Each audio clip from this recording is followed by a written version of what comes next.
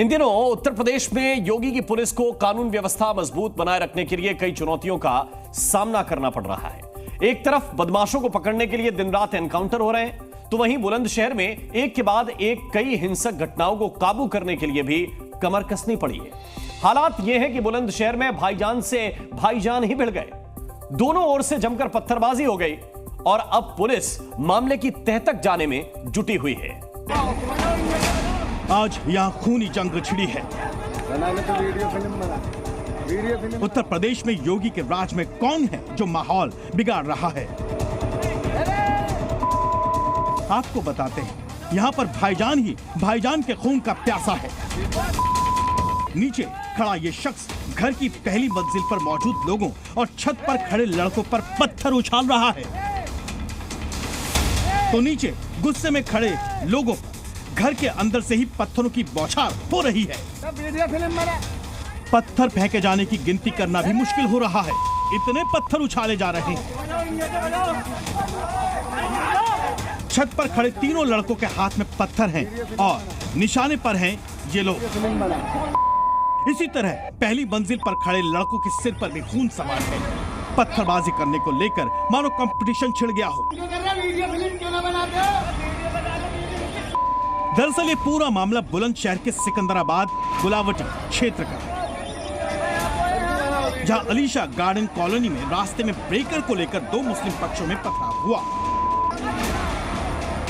बताया जा रहा है कि शकील नाम के शख्स ने अपने घर के सामने ब्रेकर बना लिया और दूसरे पक्ष के राशिद और मोहम्मद मुजाहिद को यह बात नागवार गुजरी। इस बीच दोनों पक्षों में कहासुनी हो गई और मामला पत्थरबाजी तक जा पहुंचा। इसके बाद इलाके में तनाव फैल गया। पुलिस अब हालात संभाल रही है। पुलिस ने 5 आरोपियों को भी गिरफ्तार कर लिया है।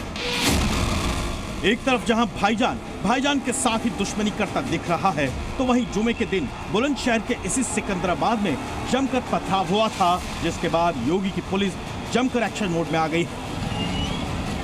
बेकाबू हालात काबू करने के बाद पुलिस ने यहां खुर्जा में फ्लैग मार्च निकाला है। साथ ही सिकंदराबाद की घटना के बाद यहां धारा 163 लगाई गई है।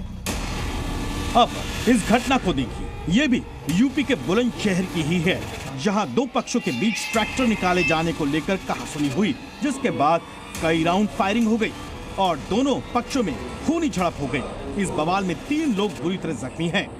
रास्ते को लेकर विवाद में सोनू नामक व्यक्ति जो रिटायर्ड फौजी है, उसने फायरिंग कर दी, जिसको फायर आर्म इंजरी है, वो खतरे से बाहर है।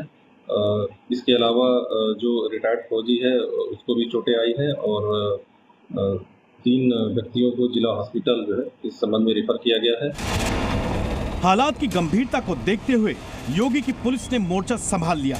यहाँ भी भारी पुलिस बल तैनात है।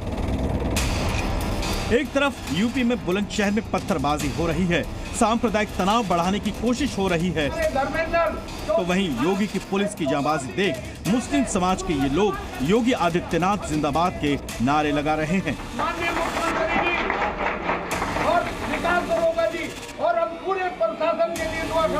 दरअसल बागपत के बड़ौत थाना क्षेत्र के बवाली गांव से 7 महीने की बच्ची को चुरा लिया गया था।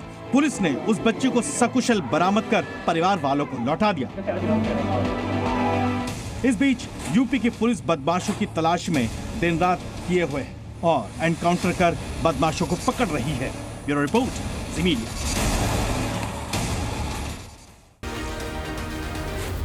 जी न्यूज़।